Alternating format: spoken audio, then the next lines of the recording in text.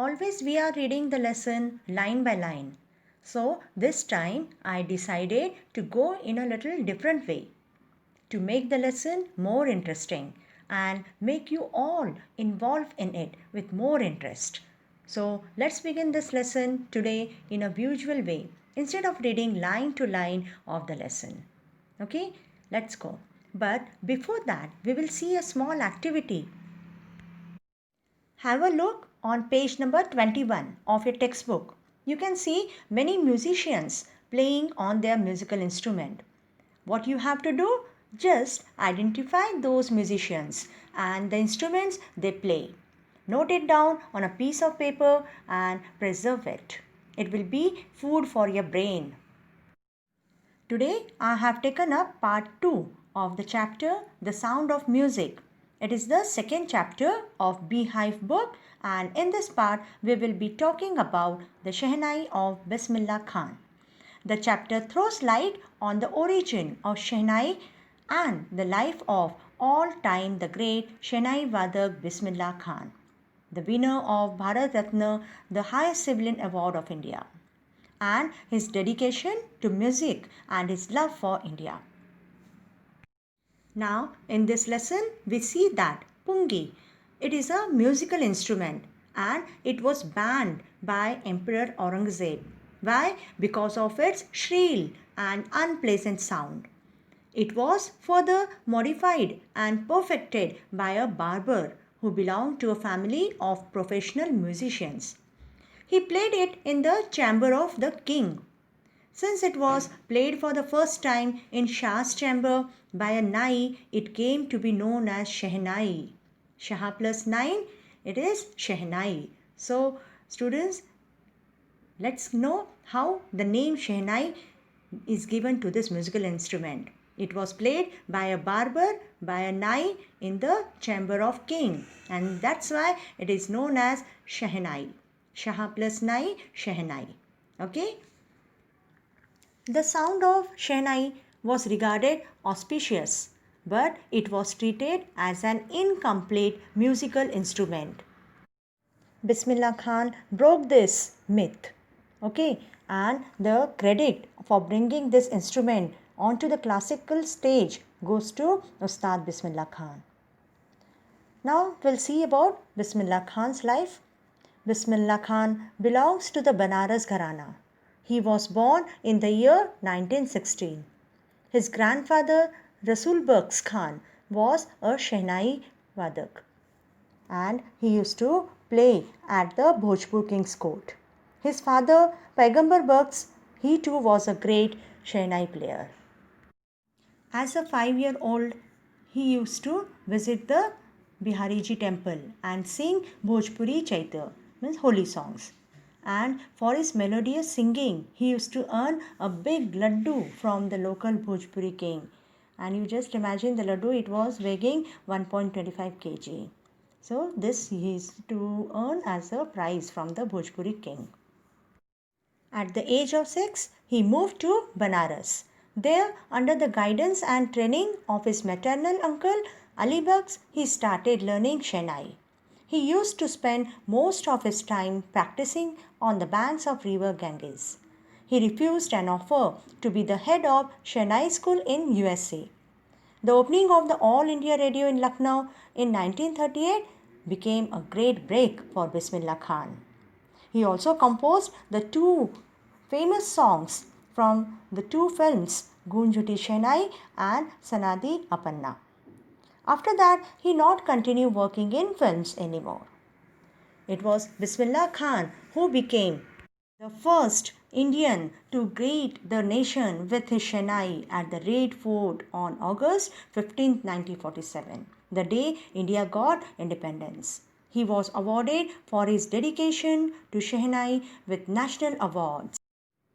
Padma Vibhushan, Padma Bhushan and Padma Shri. These were the 3 national awards that was awarded to Bismillah Khan. Students, we will just see what is the difference between these 3 awards. First, we will go to Padma Vibhushan. It is the second highest civilian award in India. Second, Padma Bhushan It is given for distinguished service of a high order, and it is the third highest civilian award in India. And next is Padma Shri. It is awarded for distinguished service. So this is the difference between all these three awards. After getting the honor of these awards, again in 2001, he received the highest civilian award of India, and that was Bharat Ratna.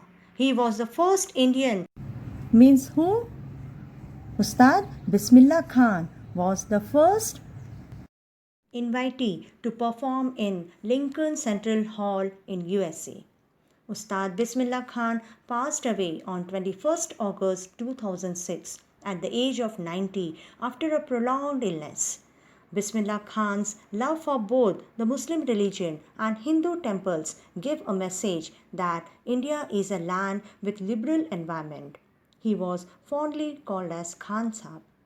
Ustad Bismillah Khan's life is a best example of rich culture heritage of India that effortless expatriates devotes to Muslims like him can very nicely play the Shehnai every morning at the Kashi Vishwanath temple. A quick recap of the lesson, important points to remember. Emperor Aurangzeb banned the playing of musical instrument called pungi in royal residential areas because of its high-pitched and unpleasant sound. A barber from a family of musicians decided to improve the sound quality of the pungi. For this purpose, he chose a pipe with a natural hollow stem that was longer and broader than the pungi and made many holes in the body of the pipe. And when he played on this by closing and opening some of the holes, soft and melodious sounds were produced. Pungi's tonal quality was improved by a Nai, a barber of Shah, that is Emperor Aurangzeb, hence it was named as Shehnai.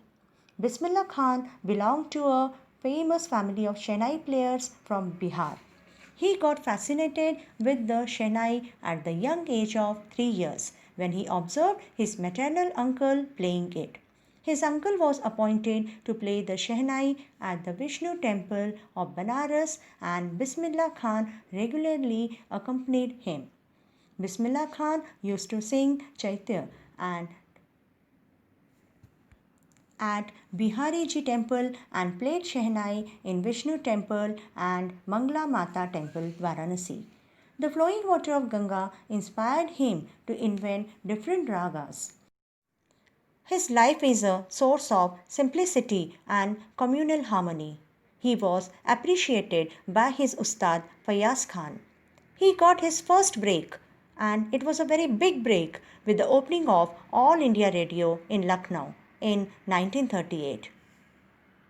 He became the first Indian to greet the newly independent India on 15th August 1947 from Red Fort in the presence of Pandit Jawaharlal Nehru, who later gave his famous speech Tryst with Destiny.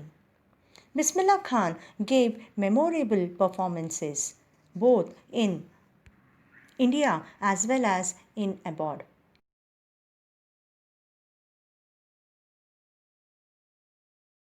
The king of Afghanistan, Zahir Shah, became so fascinated by Bismillah Khan's music that he gifted him expensive Persian carpets. He has played at the Lincoln Central Hall in USA, the World Exposition in Montreal, the Cannes Art Festival, and the Osaka Trade Fair. He also gave music into two movies, Gunjuti Shenai and Sanadi Appanna. He also enjoys the honor of having the auditorium Tahar Mosaic, Ustad Bismillah Khan, named after him. He was so fond of his motherland India, Banaras, and the Holy Ganga that he refused an offer to be the head of Shehnai school in USA. Such a great personality was Ustad Bismillah Khan. So here we come to an end of this lesson. Now we will move to the vocabulary. The first here, ban. Ban means prohibited. Second is gilli danda. It is a game. And in English we say tip cat. for gilli danda. Next is captivated. It means fascinated or to be attracted. After that, solitude means loneliness, to live in alone. Last is mourning. Mourning means expression of sorrow for death. Means if any person has died, the expression of sorrow we express, it is known as mourning. Now we will go to the textbook exercise. We'll just see thinking about the test. So the first question is take the right answer. Number 1, the Shehnai or Pungi was a reeded noise maker. You have to find out the correct answer, and the correct answer is Pungi. The Pungi was a reeded noise maker. Number 2, Bismillah Khan or a barber or Ali Baks transformed the Pungi into a Shehnai. Out of this 3 person, who transformed the Pungi into a Shehnai? So the answer is a barber. He transformed the Pungi into a Shehnai. Now we'll go to the third question. Bismillah Khan's paternal ancestors were barbers, professional musicians, who they were? Answer for that, Bismillah Khan's paternal ancestors were professional musicians. Okay. Now number 4. Bismillah Khan learned to play the Shehnai from who? Ali Baks or Paigambar Baks or Ustad Fayaz Khan? Again we have to find out the correct answer, and the correct answer is Ali Baks. Bismillah Khan learned to play the Shehnai from Ali Baks. We'll go to question number 5. Bismillah Khan's first trip abroad was to dash. Whether it was for Afghanistan, whether he went to USA or whether he went to Canada. So answer is Afghanistan. Bismillah Khan's first trip abroad was to Afghanistan. Got it? Now we have finished the first question. We'll move to the second question. Now here we have to find out the words in the text which show Ustad Bismillah Khan's feelings about the items listed below, and then we have to take a correct mark there. Okay, so we will go to the question. Here in the first column, Bismillah Khan's feelings are mentioned and some points are there, positive point, negative or neutral, how it is. Okay, so first is teaching children music. How it was? It was a positive feeling, negative or neutral. So teaching children music, it is a good thing. So it comes in the positive point. Okay. Now second, the film world. It is a negative expression, negative feeling. Then migrating to the USA, again it was a negative feeling according to Bismillah Khan. Okay. Then playing at temples, it is a positive feeling. Getting the Bharat Ratna, it is a positive feeling. The banks of the Ganga, it is a positive feeling. And last, leaving Banaras and Dumrao, it is a negative feeling. Now we will move to the third exercise. Answer these questions in 30 to 40 words. Okay. From this we will attempt first question. Why did Aurangzeb ban the playing of the Pungi? Okay. Why did he ban the playing of Pungi? So answer for it is Emperor Aurangzeb banned the playing of the Pungi in the royal residence, for it had a shrill and unpleasant sound, and it became the generic name for reeded noisemakers. As Pungi, it has an unpleasant sound, that's why Emperor Aurangzeb banned that instrument. Got it? Now we'll move to the second question. How is a Shehnai different from a Pungi? We have to differentiate between a Shehnai and a Pungi. So answer for that. Shehnai is a pipe with a natural hollow stem that is longer and broader than the Pungi. It has 7 holes on its body, and when it is played, the closing and opening of some of the holes produces soft and melodious sounds. Means a sweet sound comes out when we play a Shehnai by closing some of the holes. Okay. Third question. Where was the Shehnai played traditionally, and how did Bismillah Khan change this? Answer to it. Traditionally, the Shehnai was part of the traditional ensemble of 9 instruments found at royal courts. It was used only in temples and weddings. However, Ustad Bismillah Khan brought it in the change by bringing it onto the classical stage. Number 4. When and how did Bismillah Khan get his big break? Answer. Bismillah Khan had accompanied his uncle to the Allahabad Music Conference at the age of 14. At the end of his recital, Ustad Fayaz Khan patted his back and told him to work hard, and he shall make it big in life. He got his big break with the opening of the All India Radio in Lucknow in 1938. He soon became an often heard Shehnai player on radio. So in this way, Bismillah Khan got his first break. We'll move to the question number 5th. Where did Bismillah Khan play the Shehnai on 15th August 1947? And why was the event historic? Answer. On 15th August 1947, Bismillah Khan played the Shehnai from the Red Fort. It is in New Delhi. It was a historic day as India gained independence on that day. He became the first Indian to greet the nation with his Shehnai. His audience included illustrious names such as Pandit Jawaharlal Nehru and Mahatma Gandhi. 6th question. Why did Bismillah Khan refuse to start a Shehnai school in the USA? Answer.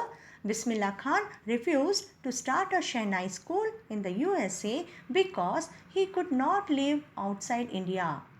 His student who had asked him to head the Shehnai school promised that he would recreate the atmosphere of Banaras by replicating the temples in the city. However, he wanted to know if his student could also transport the river Ganga, which his student obviously could not. He himself said that whenever he was in a foreign country, he kept yearning to see Hindustan. Now last question, question number 7. You have to find at least 2 instances in the text which tell you that Bismillah Khan loves India and Banaras. We'll go to the answer. Bismillah Khan immensely loved India, particularly Banaras and Dumraon. In his initial years, the temple of Balaji, Mangala Maiya and the banks of river Ganga in Banaras became his favorite haunts, where he could practice in peace and solitude. Solitude, again we have gone through that word in the vocabulary, to live alone, okay, to stay alone. River Ganga's flowing waters inspired him to improvise and invent ragas that were once thought to be beyond the range of Shehnai. Bismillah Khan refused to start a Shehnai school in the USA because he could not live outside India. His student who had asked him to head the Shehnai school promised that he would recreate the atmosphere of Banaras by replicating the temples in the city. However, he wanted to know if his student could also transport river Ganga, which his student obviously could not. The answer for question number 2, that is the table in which we have to tell the words in the test which show Ustad Bismillah Khan's feelings, is given below. Have a look on it. So here we have completed our lesson, assignments, textbook question answers. We will meet in the next lecture.